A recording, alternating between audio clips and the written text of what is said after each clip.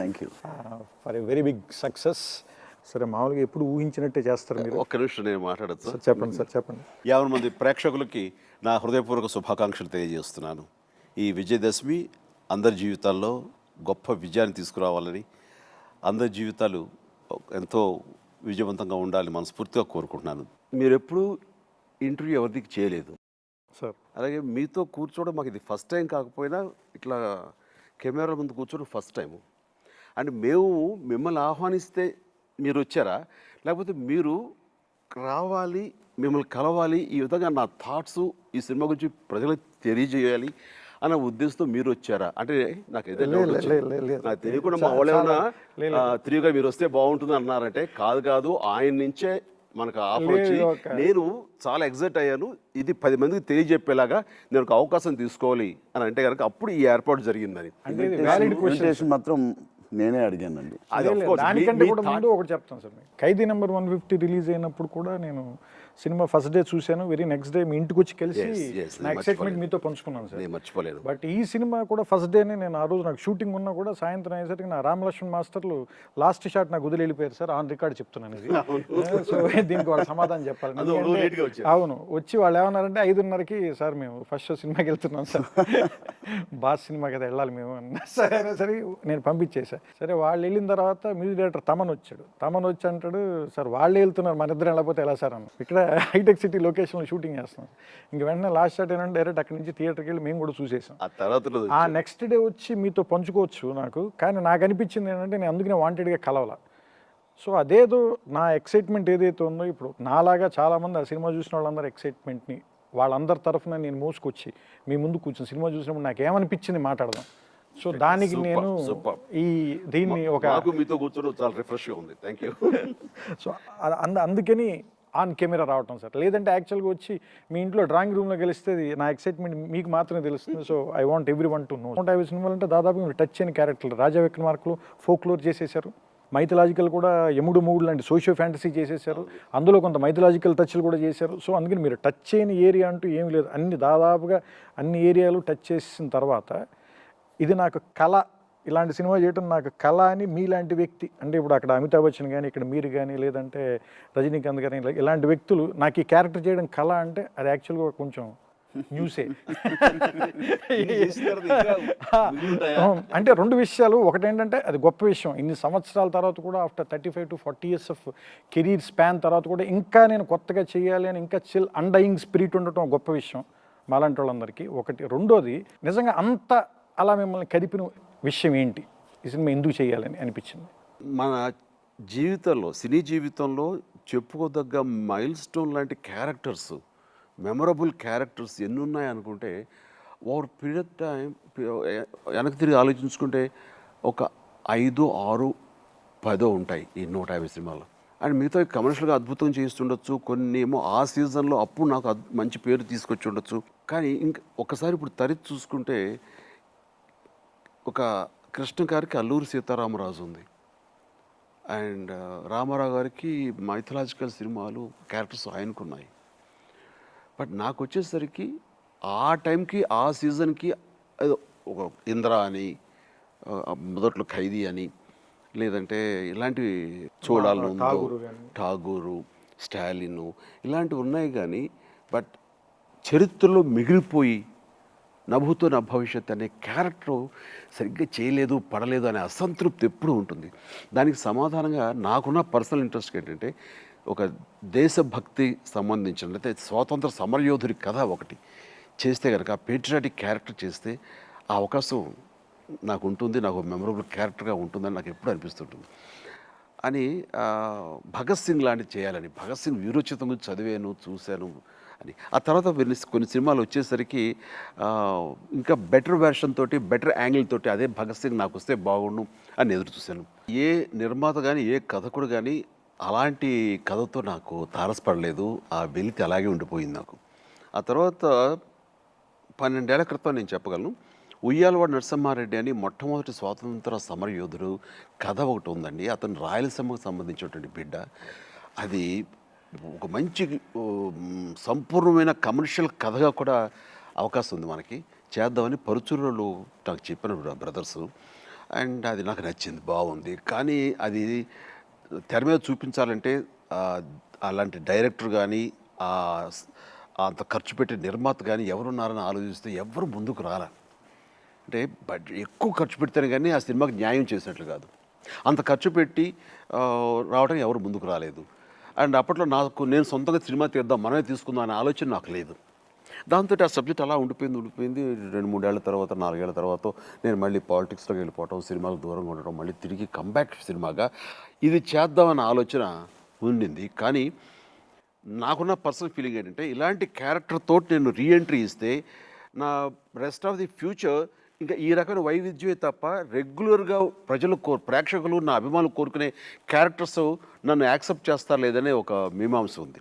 అందుకని ఫస్ట్ ఏం చేయాలంటే నన్ను ఎలాగైతే వాళ్ళు 10 ఏళ్ల క్రితం చూస్తూ ఎంజాయ్ చేశారో, ఆనందించారో, మళ్ళీ అదే చేయగలడు అనేది నేను నిరూపించుకోవాలి. ఆ రకంగా చిరంజీవి స్టిల్ అదే ఇమేజ్ ఇంటాక్ట్, చెక్కు చెదరలేదు అని అనిపించుకోవాలని సబ్జెక్టు చూడటంలో ఒక రీమేక్ దొరికింది. నాకు నైస్ మెసేజ్ ఉంది, చాలా చేద్దామని ఆ ఖైదీ నెంబర్ 150 చేశాను నేను. ఇంకా దానికి వచ్చినటువంటి రియాక్షన్ కానీ, అది ఇచ్చిన సపోర్ట్ కానీ, ఆ ఉత్సాహం కానీ, ఎస్ ఇంకా మన ఇమేజ్ అనేది చెక్కు చెదరలేదు, అదే రంగా రిసీవ్ చేసుకున్నారు. దీంతో ఎస్ ఇప్పుడు ఈ కథ గురించి ఆలోచించవచ్చు అనిపించింది నాకు. అయితే ఈ బడ్జెట్ వచ్చేసరికి ఇప్పుడున్న ఎఫెక్ట్స్ కానివ్వండి, విఎఫ్ఎక్స్లు ఇవన్నిటితోటి అత్యద్భుతంగా చూపించవచ్చు నమ్మకం నాకుంది. అయితే బడ్జెట్ వేసుకుంటే దాదాపు 300 కోట్లు 250 కోట్లు కనబడుతుంది. అండ్ బాహుబలి ఫస్ట్ రిలీజ్ అయిన తర్వాత బాహుబలి 1 ఇది పాన్ ఇండియాగా చేస్తే కనుక ఒక స్వాతంత్ర సమరయోధుడు, భారతదేశానికి స్వాతంత్రం రావాలన్న ప్రయత్నం చేసినట్టు ఒక మహావీరుడు, ఒక చరిత్రలో కనుమరుగైపోతున్నటువంటి వీరుడు, అది తెర మీదకు తీసుకురావాలి. ఇండియా లెవెల్లో అప్పీల్ చేసినా కానీ దానికి రిసీవింగ్ ఉండేటువంటి గొప్ప సబ్జెక్ట్ అవుతుంది. సో పాన్ ఇండియా చేద్దాం మనం. ఆ బలాన్ని, ఆ కాన్ఫిడెన్స్ మాకు ఇచ్చింది Baahubali 1, thanks to Rajamouli. So and దాని ధైర్యంతో మొదలుపెట్టాం. సో ఇప్పుడు బయట ప్రొడ్యూసర్స్కి ఎవరికి ఇస్తాం? చరణ్ అన్నాడు మనం చేద్దాం అని. రైట్ అన్నా, చేద్దాము, బెటర్. ఎవరు ఏ ప్రొడ్యూసర్ రిస్క్లో పెట్టే కంటే ఆ రిస్క్ అవని లేదా డెఫినెట్గా వస్తే ఏమైనా కానీ ఎనీ ఫ్రూట్ఫుల్నెస్ మనం షేర్ చేసుకుందాం. సరే నీ ఇష్టం అన్నాను. ధైర్యం చేసి మనం చేద్దాం డాడీ అన్నాడు. సార్ చేయను అన్నాను. ఆ రకంగా ఇది తెర మీదకి రావడానికి దోహదపడింది. నెంబర్ 150 తీయటం ఒక పెద్ద సాహసం. ఎందుకని మీరు మామూలుగా మీ తాలూకు ఏమంటారు, మాకేమీ డౌట్లు లేకపోయినా మీకు చాలా డౌట్లు ఉన్నాయని నాకు అనిపిస్తుంది. ఇప్పుడు మీరు మాట్లాడుతుంటే మళ్ళీ నన్ను ఎలా రిసీవ్ చేసుకుంటారు? మాకే డౌట్లు లేవు, మీ అభిమానులుగా కానీ ప్రేక్షకులుగా కానీ. పెద్ద సినిమా అనేది ఐ థింక్ ఆ స్క్రిప్ట్ లెవెల్లోనే ఇట్స్ బికమ్ బిగ్. నెక్స్ట్ దాన్ని మనం ఫెసిలిటేట్ చేస్తూ ఒక మంచి టెక్నీషియన్స్ని అందరినీ పోగు చేసి that's all we did. Nothing big. లేదు అంటే సగం పని ఆయన చేస్తారు, ఆయన స్క్రిప్ట్ లెవెల్లోనే చేస్తారు. ఎగ్జిక్యూట్ చేయడం అంత ఈజీ కాదు కదండి. ఎగ్జిక్యూట్ చేయడం అంత ఈజీ కదండి. మేనేజ్మెంట్ ఆఫ్ పీపుల్ చేసాం. డైరెక్టర్ నెక్స్ట్ ఇంపార్టెంట్ దీనికి. సో పరుచూరి బ్రదర్స్ నా ఎబిలిటీస్, నా ఇన్వాల్వ్మెంటు ఇవన్నీ ఎప్పటి నుంచో ఘరణమొగుడు, గ్యాంగ్ లీడర్ నుంచి చూస్తున్నటువంటి పరుచూరు సోదరులకి ఈ సినిమా మీరే డైరెక్ట్ చేయాలని, రైట్, చేయగల దమ్ము ధైర్యం నాకుంది, మీకు కాన్ఫిడెన్స్ ఉంది. నాకేంటంటే క్యారెక్టర్ న్యాయం చేయాలి అంటే హోల్ ఫిల్మ్ చూసుకోవటం అనేది ఇంకొక డైరెక్టర్ బాధ్యత అది. సో రెండూ నేను న్యాయం చేయలేను. సో నేను డైరెక్ట్ చేయమంటే కనుక క్యారెక్టర్ ఇంకెవరికైనా ఇవ్వండి చేస్తాను. అమ్మమ్మ ఈ క్యారెక్టర్ మీరే చేయాలి, అప్పుడు నేను డైరెక్ట్ చేయను. ఫుల్ ఫ్లెడ్జ్డ్గా నా ఇవన్నీ ఫోకస్గా నేను చేయాలి అని చెప్పిన తర్వాత డైరెక్టర్ ఎవరు, అప్పుడే ధృవ చేసిన తర్వాత చరణ్. ఈ సినిమా చరిత్ర సంబంధించింది, దీనికి మోడ్రన్ డైరెక్టర్ కొంచెం థింకింగ్ ఉన్న వాళ్ళైతే కనుక రెండింటి ఫ్యూజన్తో ఇది కొత్తగా కనబడుతుంది. లేటెస్ట్ జనరేషన్ కూడా కనెక్ట్ అవుతారు. కాబట్టి ధృవ అది రీమేక్గా చేసినటువంటి సురేందర్ రెడ్డి అయితే నాకు న్యాయం చేస్తాడని అనిపించింది. అతను చాలా కంఫర్టబుల్గా ఉంది అనుకున్నప్పుడు అయితే అడుగు తనే ఫిక్స్ చేద్దామని. అప్పుడు చరణ్ వెళ్ళి తనకు అడగడం ఏంటి, తను వెంటనే వచ్చాడు. ఒక 20 days టైం తీసుకున్నాడు. ఎందుకంత గ్యాప్ ఇచ్చాడో తెలియదు, తర్వాత చెప్పుకొచ్చాడు. టెన్షన్ పడ్డానండి. ఆ టెన్షన్ తగ్గించుకోవడానికి ఇప్పుడు మీరు చిరంజీవి సినిమా అంటే అదొక టెన్షన్, అదేనా ఓకే. ఈ సినిమా అంటే ఇంత గ్రావిటీ, ఇంత పెద్ద సినిమా చేయాలంటే దానికి నన్ను నేను చెక్ చేసుకోవాలి ఎంతవరకు న్యాయం చేయగలను ఏంటని. అలాంటిది 2 జైంట్స్ నాకు ఇచ్చారు చేతిలో. డౌట్ ఏం లేదు. నాకు చిన్న వణుకొచ్చింది, అందుకు న్యాయం చేయటం ఎలాగా ఏమిటని దాని మీద 10 days 15 days తీసుకుని నన్ను నేను సమాయుత్తపరుచుకుని ఎస్ అని అప్పుడు మీకు ఎస్ అని చెప్పానండి. సర్ప్రైజ్ ప్యాకేజ్ నాకు తమ్మని అనిపించింది ఈ సినిమాలో. నేను అసలు ఎక్స్పెక్ట్ చేయలే.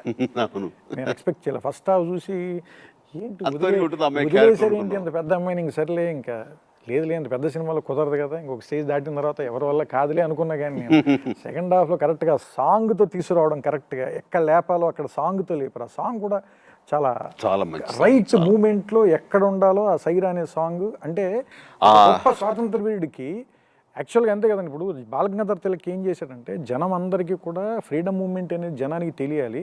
అప్పట్లోనేమో ఈ బ్రిటిషర్స్ ఎనీ ప్రొసెషన్ ఆపేసేవారు. అందుకే నేను ఏం చేశాడంటే గణపతి బప్ప మోరియార్ అనే ఒక స్లోగన్ పెట్టి యాక్చువల్గా ఫ్రీడమ్ మూమెంట్స్.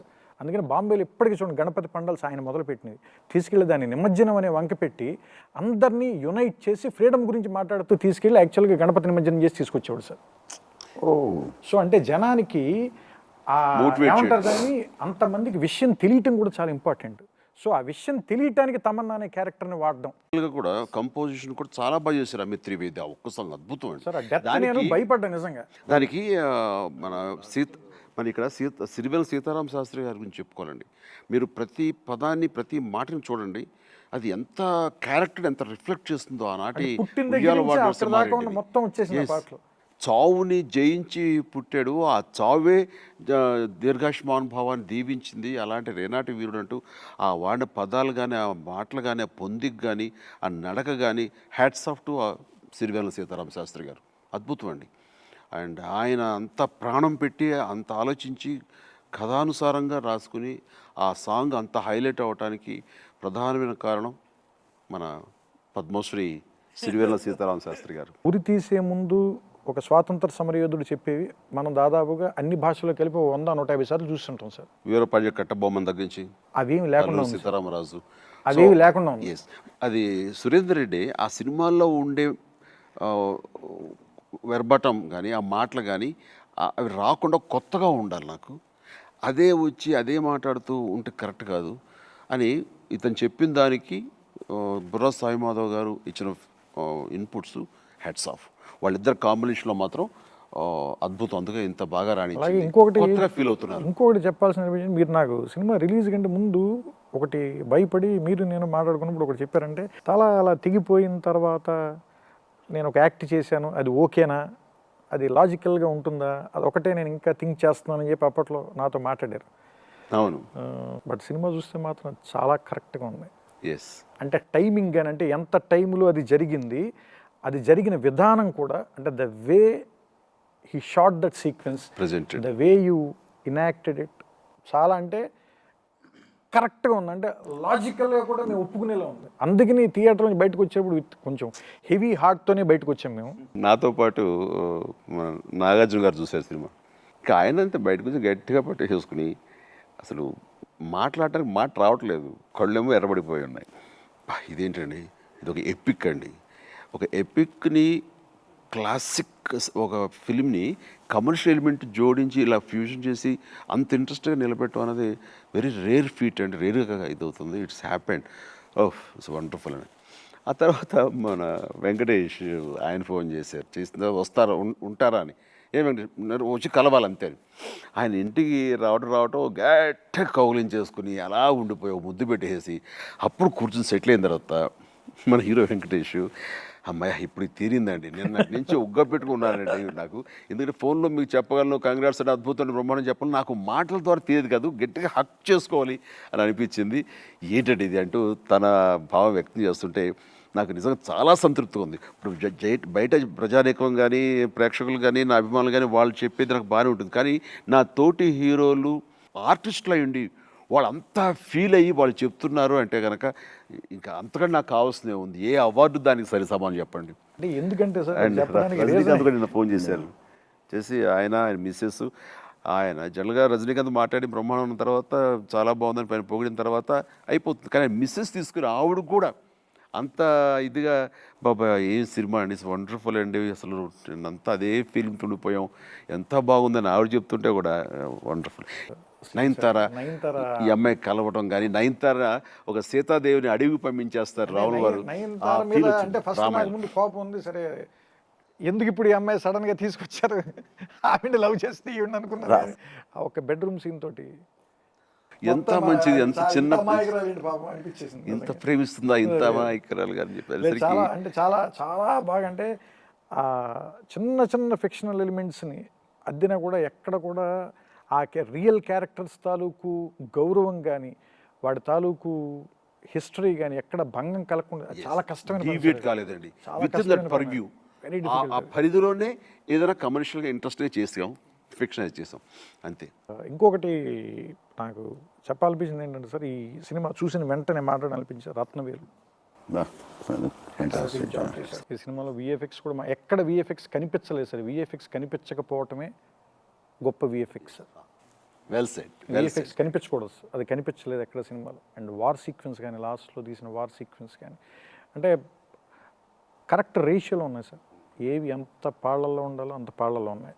ఇప్పుడు ఇందాక మీరు అన్నదానికి వస్తే మళ్ళీ ఎందుకు మీ తోటి నటులు కూడా వచ్చి మిమ్మల్ని, లేదంటే హోల్ ఇండస్ట్రీస్ ఇప్పుడు మా సైడ్ నుంచి, మా టెక్నికల్ ఫెటర్నిటీ నుంచి కానీ అందరం కూడా ఎందుకు మిమ్మల్ని ఎప్రిషియేట్ చేయడానికి రీజన్ ఏంటంటే సార్, ఎవరైనా కానీ బేసిక్గా వాళ్ళ బలాలను వదులుకుని ఫైట్ చేయడానికి ఇష్టపడరు సార్. అంటే అర్జునుడిని గాంధీవం వదిలేసి యుద్ధానికి వెళ్ళమన్నా, కృష్ణుడిని చక్రం వదిలేసి యుద్ధానికి వెళ్ళమన్నా, అలాగే భీముడిని గద వదిలేసి యుద్ధానికి వెళ్ళమన్నా, చిరంజీవిని పాటలు ఫైట్లు లేకుండా సినిమా చేయమన్నా రిస్క్ సార్. అవి లేకుండా చేశారు మీరు, అవి లేకుండా చేసి యుద్ధం గెలిచారు. అందుకని ఎప్రిషియేషన్ సార్. నాకు ఫస్ట్ భీమవరం చెప్పిందంటే సినిమా చాలా బాగుంది, ఈ సినిమాకి సై అన్నది రామ్ చరణ్ అయితే, రా అని పిలిచింది చిరంజీవి, వాళ్ళిద్దరు ఈ సినిమాలో. భీమవరం నుంచి ఒకటి చెప్పాడు నాతోటి. తర్వాత ఏంటంటే మరి ఇలాంటి కథ చెప్పగానే మరి ఓకే అనడానికి, సై అనడానికి ఒక ప్రొడ్యూసర్ రెడీగా ఉండాలి సార్, ఆయన ఉన్నాడు. సో ఇంకా రా అని పిలవడానికి ఎలాగూ తెలుగు జాతి ఎక్కడున్నా సరే పిలవడానికి మీరు ఉన్నారు కాబట్టి, దేశ విదేశాల్లో ఎక్కడున్నా సరే, సో అది సరిపోయింది. అది చాలా తక్కువ సినిమాలకి కుదురుతుందండి ఒక రెస్పెక్ట్ కానీ, సక్సెస్తో పాటు రెస్పెక్ట్ కూడా రావడం కరెక్ట్.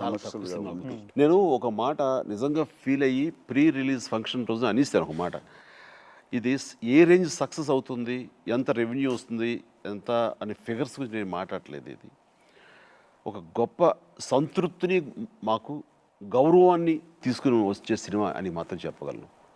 ఒక శంకరాభరణం అప్పట్లో నాకు తెలిసి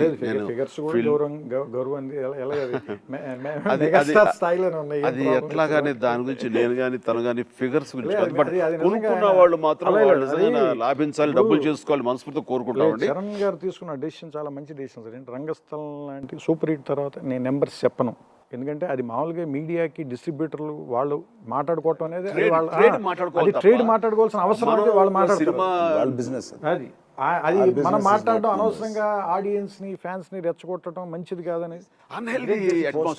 వండర్ఫుల్. తను తీసుకున్న డెసిషన్ కి చిన్నోడైనా సరే ఐ అప్రిషియేట్ అండి, డెఫినెట్గా మంచి డెసిషన్.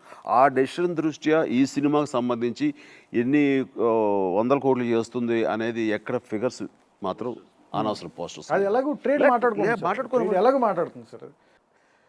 ఈ సినిమా ఆయన చేయాలనుకోవడానికి ఎప్పటి నుంచో కళ. అసలు మీరు ఎందుకు ఇన్వాల్వ్ అవ్వాలనిపించింది మీకు ఇందులో? ఆయనకున్న ప్యాషన్, ఆయన వెయిట్ చేసిన ఈ 10 years, ఆయన ఆలోచన దీని మీద, ఆయన ఎలాగ తీయాలనుకుంటున్నారు, ఇవన్నీ క్యూములేట్ చేస్తే ఒక బిజినెస్ మ్యాన్ కాదు,